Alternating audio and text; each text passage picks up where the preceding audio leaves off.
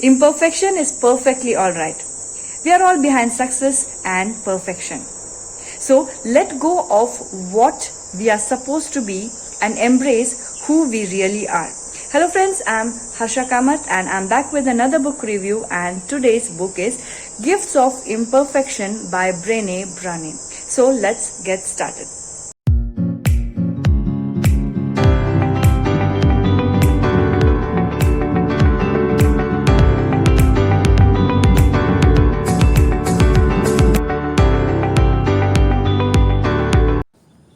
Embrace your imperfection is the message told in this book. Many of us are afraid to let our true selves be seen and known. In this book, we learn let go of the need to please, perform, and be perfect. Wholehearted living is about engaging in our lives from a place of worthiness. It means cultivating the courage, compassion, and connection to wake up in the morning and think, no matter what gets done and how much is left undone, I am enough. It's good to bed at night thinking, yes, I am imperfect and vulnerable and sometimes afraid. But that doesn't change the truth that I am also brave and worthy of love and belonging. The journey. Wholehearted living is not a one-time choice. It is a process. What does it take to live and love from a place of worthiness? How do we embrace imperfection? How do we cultivate what we need and let go of the things that are holding us back? The answers to all these questions are courage, compassion, and connection. The tools we need to work our way through our journey. Practice is the key word for courage, compassion, and connection. Courage is a huge theme in life. It seems that either I am praying for some, feeling grateful for having found a little bit, appreciating it in the other people, or studying it. Compassion is not a relationship between the healer and the wounded. It's a relationship between equals. Connection is the energy that exists between people when they feel seen, heard, and valued. Shame is that warm feeling that was over us, making us feel small, flawed, and never good enough. We all have it. Shame is universal. We are afraid to talk about it. Shame is all about fear.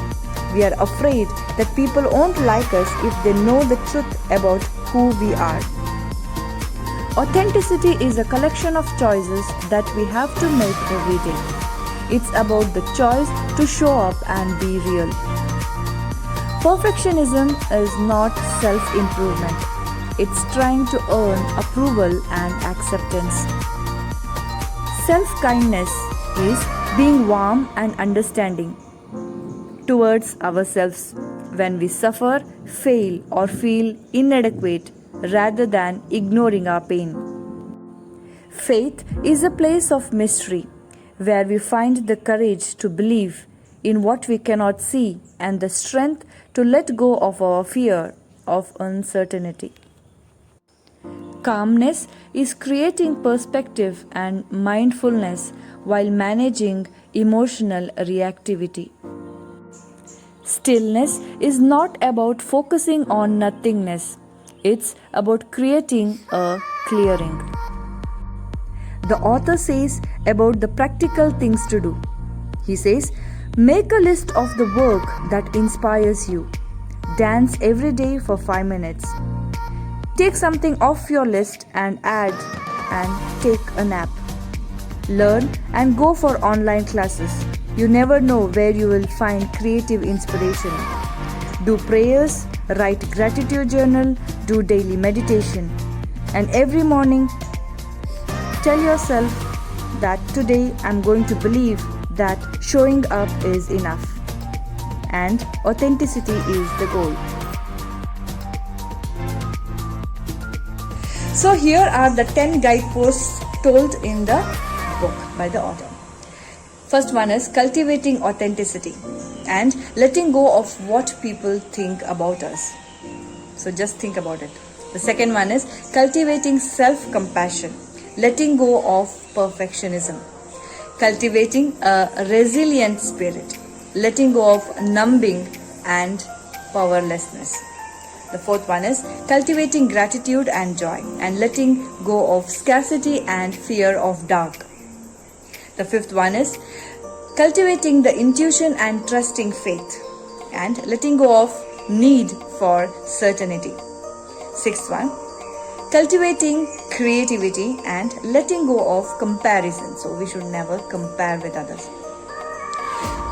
The next one is cultivating play and rest and letting go of exhaustion as a status symbol and productivity as self-worth.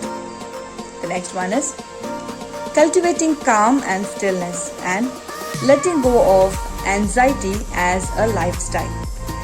The ninth one, cultivating meaningful work and letting go of self-doubt and what we are supposed to be. The last one is cultivating the laughter, song and dance and letting go of being cool and always in control.